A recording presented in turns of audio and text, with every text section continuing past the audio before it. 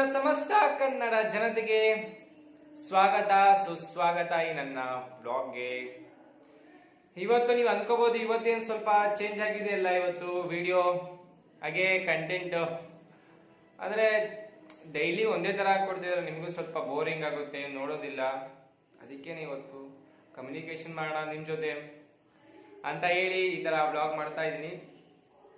ಏನಂದ್ರೆ ನನ್ನ ಲೈಫಲ್ಲಿ ನಾನು ಮೈಂಡಲ್ಲಿ ಅನ್ಕೋಬಿಟ್ಟಿದ್ದೀನಿ ಡೈಲಿ ಒಂದೊಂದು ವಿಡಿಯೋ ಅಪ್ಲೋಡ್ ಮಾಡಬೇಕು. ಏನೇ ಆಗಿರ್ಲಿ, ಏನೇ ಕೆಲಸ ಆಗಿದ್ರೆ ಕೆಲಸ ಮುಗಿದ ತಕ್ಷಣ ಬಂದು ಒಂದು ವಿಡಿಯೋ ಮಾಡಿ ಅಪ್ಲೋಡ್ ಮಾಡಬೇಕು ಅಂತ. ಅದು ಇವತ್ತು ರೆಡಿ ಇತ್ತು, ಎಲ್ಲ ವಿಡಿಯೋ ರೆಡಿ ಇತ್ತು, ಕಂಟೆಂಟ್ ರೆಡಿ ಇತ್ತು, ಎಲ್ಲ ಫುಲ್ ರೆಡಿ ಇತ್ತು. ಆ ರೆಡಿ ಇದ್ದು ನೆಕ್ಸ್ಟ್ ಈಗ ಮೈಂಡಲ್ಲಿ ಒಂಥರ ಏನಂದ್ರೆ ಒಂಥರ ಪ್ಲಾನ್ ಬಂತು, ಈಗ ಚೇಂಜ್ ಮಾಡಬೇಕು. ಏನಾದ್ರು ಒಂದೇ ತರ ಇದ್ರೆ ಆಗೋದಿಲ್ಲ, ಅದಕ್ಕೋಸ್ಕರನೇ ನೀವು ಇಷ್ಟಪಡೋದಿಲ್ಲ, ಅದಕ್ಕೋಸ್ಕರನೇ ಚೇಂಜ್ ಮಾಡಿ ಈ ತರ ಮಾಡ್ತಾ ಇದ್ದೀನಿ ವಿಡಿಯೋನ. ಹಾಗೆ ಹೇಗಂದ್ರೆ ನೀವು ಅನ್ಕೊಂಡಿರ್ಬೋದು ನನ್ನ ಲೈಫ್ ಜರ್ನಿ ಒಳ್ಳೆ ಸೂಪರ್ ಆಗಿ ಅಪ್ಸ್ ಅಂಡ್ ಡೌನ್, ಲೈಫಲ್ಲಿ ಏನು ಇಲ್ಲ, ಒಳ್ಳೆ ಸ್ಟ್ರೈಟ್ ಲೈನಲ್ಲಿ ಬಂದಿದ್ದೀನಿ ಅಂತ. ಅದು ಇಲ್ಲವೇ ಇಲ್ಲ, ನನ್ನ ಲೈಫಲ್ಲಿ ಸ್ಟ್ರೈಟ್ ಲೈನ್ ಏನಿಲ್ಲ, ಅಪ್ಸ್ ಅಂಡ್ ಡೌನ್ ಇದೆ, ಫೇಲ್ಯೂರ್ಸ್ ಇದೆ, ಪ್ರಾಬ್ಲಮ್ಸ್ ಇದೆ, ಎಲ್ಲ ಇದೆ ಲೈಫಲ್ಲಿ. ಏನಿಲ್ಲ ಅನ್ನೋಂಗಿಲ್ಲ, ಎಲ್ಲಾ ತರದ್ದು ಪ್ರಾಬ್ಲಮ್ಸ್ ಇದ್ದೇ ಇದೆ ಲೈಫಲ್ಲಿ. ಏನು ಲೈಫಲ್ಲಿ ಫುಲ್ ಸೂಪರ್ ಆಗಿದೆ ಹೇಳಕ್ಕಾಗಲ್ಲ, ಲೈಫ್ನ ತುಂಬಾ ಚೆನ್ನಾಗಿದೆ ಅಂತಾನು ಹೇಳಕ್ಕಾಗಲ್ಲ. ಒಟ್ಟಿನಲ್ಲಿ ಚೆನ್ನಾಗಿದೆ, ನಾನು ಅನ್ಕೊಂಡಾಗ ಎಲ್ಲ ಆಗ್ತಾ ಇದೆ. ಹಾಗೇನೆ ನಾನು ನನ್ನ ಕೆಲಸನ ಮಾಡ್ತಾ ಇದ್ದೀನಿ, ಅದು ಹಂಗೆ ಲೈಫ್ ಜರ್ನಿ ಹೋಗ್ತಾ ಇದೆ. ಹೇಳ್ತಿದ್ನಲ್ಲ, ಏನಂದ್ರೆ ನನ್ನ ಫ್ಯಾಮಿಲಿ ಒಂದ್ಸಲಿ ನಾನು ನಮ್ಮ ಅಮ್ಮನ ಅದು ಒಂದು ಬ್ಲಾಗ್ ಮಾಡ್ತೀನಿ. ಆ ಬ್ಲಾಗ್ ಅಲ್ಲಿ ನಮ್ಮ ಅಮ್ಮನ ಬಗ್ಗೆ ಒಂದು ಕಂಟೆಂಟೇ ಮಾಡಿ ತೋರಿಸಿ ನಮ್ಮ ಅಮ್ಮನ ಜರ್ನಿ, ನಮ್ಮ ಅಜ್ಜಿ, ನಮ್ಮ ಫ್ಯಾಮಿಲಿದು ಒಂದು ಇನ್ಫಾರ್ಮೇಶನ್ ಒಂದು ಪಾಡ್ಕಾಸ್ಟ್ ತರ ಮಾಡಿದ್ರೆ ಅದೆಲ್ಲದನ್ನು ಕಲೆಕ್ಟ್ ಮಾಡ್ಕೊಳ್ಬೇಕಾದ್ರೆ ನಾವು ಒಂದು ಮೂವಿನೇ ತೆಗಿಬೋದು, ಆ ಥರ ಇರುತ್ತೆ.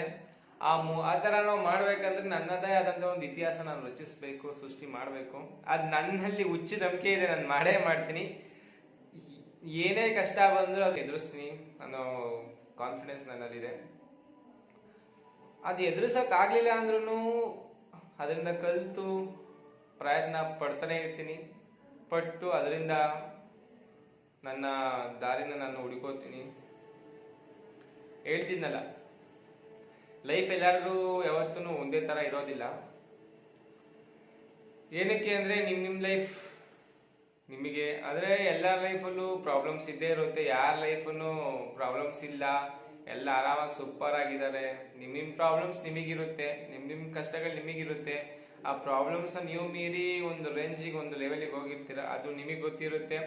ನಮಗಷ್ಟು ನಾವು ಅನ್ಕೊಂಬೋದು, ಅಪ್ಪ ಏನೋ ಇಲ್ಲಿಂದ ಅಲ್ಲಿಗೆ ಹೋಗ್ಬಿಟ್ಟ, ಇಲ್ಲಿಗೆ ಹೋಗ್ಬಿಟ್ಟ, ಅದಲ್ಲ. ಆ ಪ್ರಾಬ್ಲಮ್ಸ್ ನಿಮಗೆ ಗೊತ್ತು, ಹೇಳ್ತೀನಲ್ಲ. ಹಾಗೆ ನನ್ನ ಲೈಫಲ್ಲಿ ಹೇಗಂದ್ರೆ ನಮ್ಮಮ್ಮ ನನ್ನ ಜೀವನದಲ್ಲಿ ಏನಂದ್ರೆ ನನ್ನ ದೊಡ್ಡ ಇನ್ಸ್ಪೈರೇಷನ್ಸ್, ದೊಡ್ಡ ಇನ್ಸ್ಪೈರಿಂಗ್ ನಮ್ಮ ಅಮ್ಮ. ನಮ್ಮ ಅಮ್ಮನ ಬಗ್ಗೆ ನಾನು ಸತಿ ಬ್ಲಾಗ್ ಮಾಡ್ತೀನಿ. ಊರಿಗೆ ಹೋದ್ಮೇಲೆ ಎಕ್ಸಾಮ್ ಬರೆಯಕ್ಕೆ ಹೋಗ್ಬೇಕು, ಆ ಟೈಮಲ್ಲಿ ನಾನು ಬ್ಲಾಗ್ ಮಾಡ್ತೀನಿ, ಆಗ ತೋರಿಸ್ತೀನಿ. ನಮ್ಮಮ್ಮ ದೇವ್ರು ಅಂದ್ರೆ ಅಷ್ಟು ಕಷ್ಟನ ಪಟ್ಟಿದ್ದಾರೆ, ಆ ಕಷ್ಟದಲ್ಲೂ ನಮ್ಮನ್ನ ನೋಡ್ಕೊಂಡಿದ್ದಾರೆ, ಬಿಟ್ಟಿಲ್ಲ. ಹಾಗೆ ನನ್ನ ಆಸೆ ಏನಂದ್ರೆ ಯಾವುದೇ ಕಷ್ಟ ಬರಲಿ, ಏನೇ ಬರಲಿ, ನಮ್ಮ ಅಪ್ಪ ಅಮ್ಮನ ಖುಷಿ ಪಡಿಸ್ಬೇಕು, ಸಂತೋಷವಾಗಿಡ್ಬೇಕು,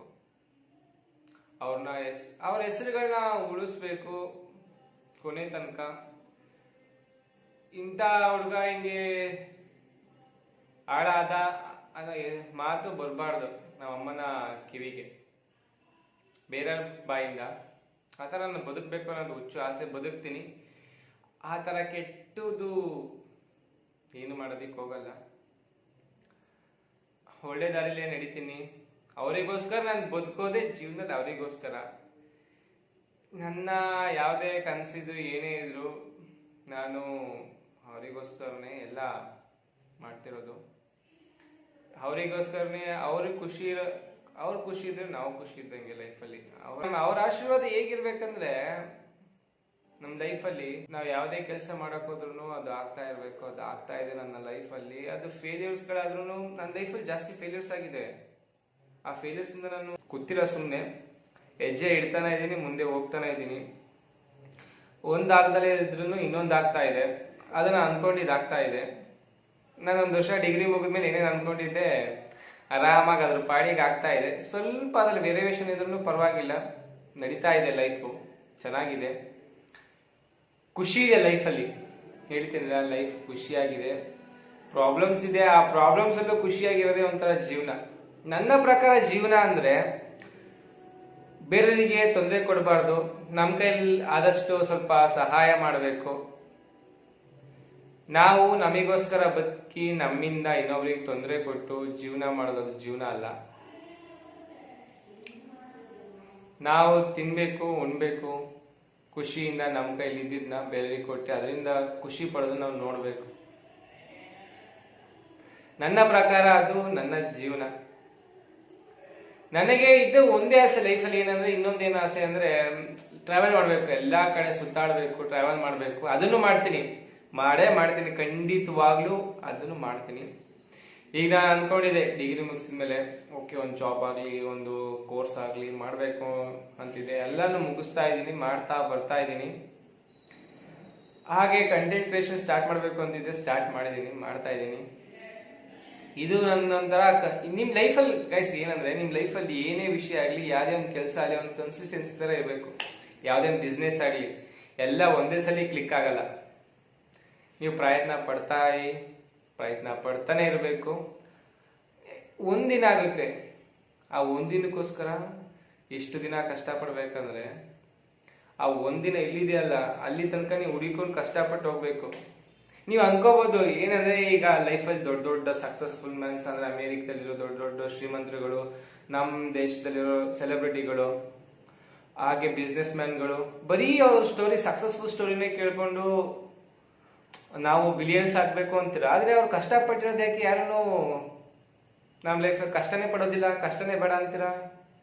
ಕಷ್ಟ ಇಲ್ದಲೆ ಎಲ್ಲ ಸುಖ ಬಂದ್ಬಿಡುತ್ತಾ? ಯೋಚನೆ ಮಾಡಿ. ಅವರು ನಿಮಗೆ ಲೈಫಲ್ಲಿ ಬೆಳೆದಿರ್ತಾರೆ, ಬಡ ಕುಟುಂಬದಲ್ಲಿ ಬೆಳೆದಿರ್ತಾರೆ, ಬಡ ಕುಟುಂಬದಿಂದಾನೇ ಬಂದಿರ್ತಾರೆ, ಲೋಕಲಿಂದ. ಅಲ್ಲಿಂದ ಅವರ ಮನೆಯಲ್ಲಿ ಹಾಗೆ ಆಗ ರಿಲೇಟಿವ್ಸ್ ಇಲ್ಲಿ ಹಾಗೆ ಅವರ ಬ್ಯಾಕ್ ಗ್ರೌಂಡ್ ಅಲ್ಲಿ ನಡೆದಂತ ಒಂದು ಕೆಟ್ಟ ಘಟನೆಗಳಿಂದ ಮೈಂಡ್ ಟ್ರಿಗರ್ ಆಗಿ ಅಲ್ಲಿಂದ ಸ್ಟಾರ್ಟ್ ಆಗೋ ಜರ್ನಿ ಅವರಿಗೆ.